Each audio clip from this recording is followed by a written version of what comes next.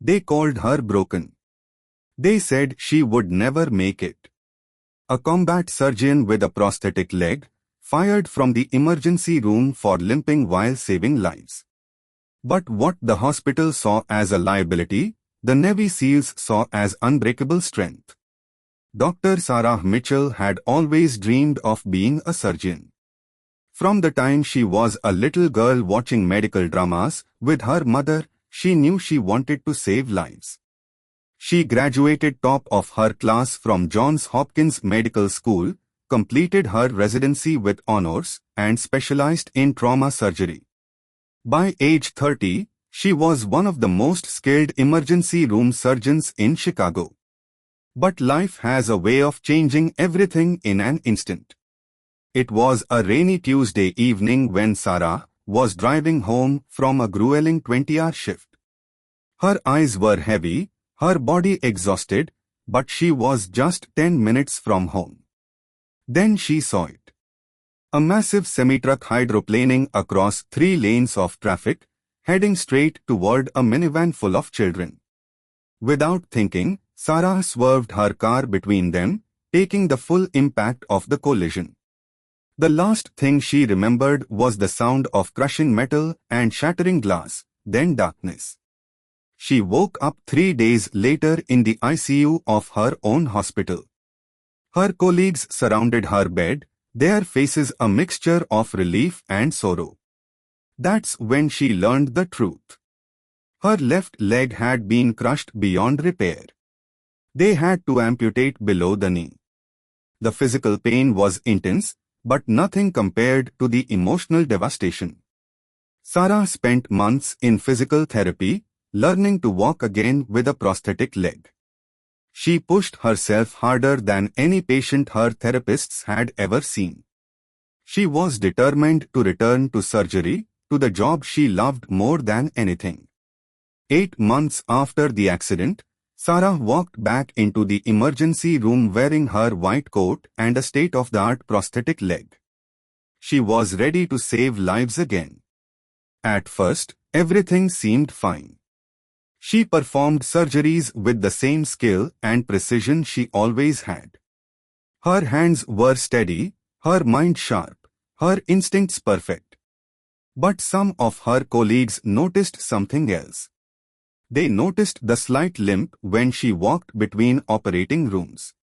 They saw her lean against the wall after standing for hours during complex procedures. The whispers started quietly. Is she really fit for this job? What if she falls during surgery? Can we risk patient safety? Sarah heard the whispers, but she ignored them. She let her results speak for themselves. She saved every patient that came through her doors.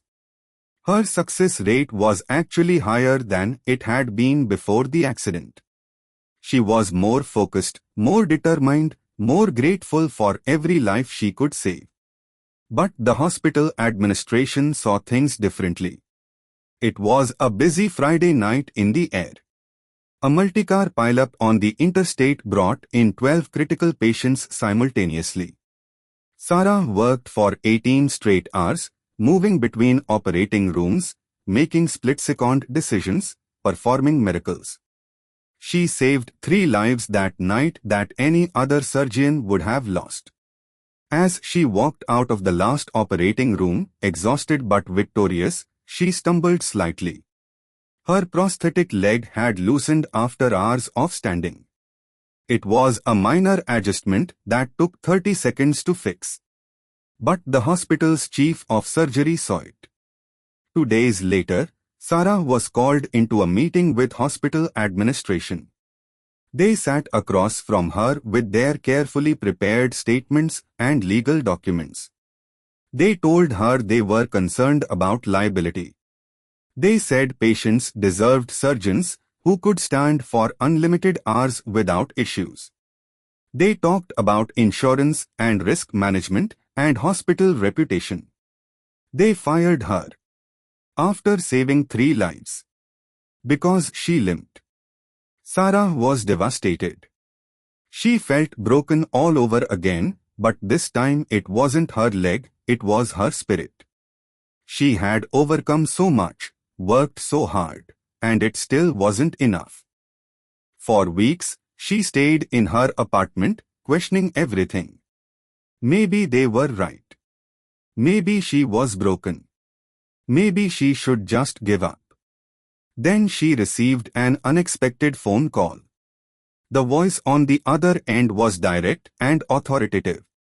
"Dr. Mitchell, this is Commander James Rodriguez from the United States Navy Special Operations Command. We need to meet." Sarah was confused but curious. 2 days later, she sat in a secure government facility meeting with Commander Rodriguez and 3 Navy SEAL team leaders. "We've been following your career, Dr. Mitchell," the commander said. "We saw what happened at the hospital. We saw the injustice. But more importantly, we saw your performance record. We saw how you saved those 3 lives. We saw your dedication, your skill, your refusal to quit." One of the SEAL officers leaned forward. "Doctor, we don't see you as broken. We see you as someone who understands what it means to overcome impossible odds.